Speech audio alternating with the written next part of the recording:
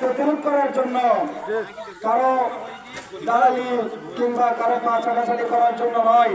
আমরা আমাদের নীতি আদর্শে এখন পর্যন্ত অটুট আছি এবং আগামীতেও অটুট থাকবো ইনশাআল্লাহ। আমরা কোনো দলের পক্ষ থেকে কোনো সুযোগ সুবিধা গ্রহণ করি নাই, আগামীতেও কোনো সুযোগ সুবিধা গ্রহণ করবো না। এটা আপনাদের কাছে আমরা যুব সংঘের যে পরিচালনা কমিটির সদস্যরা রয়েছি আমরা প্রবেশ করে গেলাম উপরপাড়ার সাথে, উপরপাড়ার কল্যাণে, উপরপাড়াকে একটু সুন্দর আদর্শ উপরপাড়া হিসেবে গঠন করার জন্য আমাদের যে প্রয়াস, আমাদের যে চেষ্টা সেটা অতীতেও ছিল, বর্তমানে আছে এবং সবাইকে নিয়ে কাঁধে কাঁধ নিয়ে আগামীতে আমরা এই মডেল উপরপাড়া গঠনে ঐক্যবদ্ধভাবে সবাই কাজ করে যাব।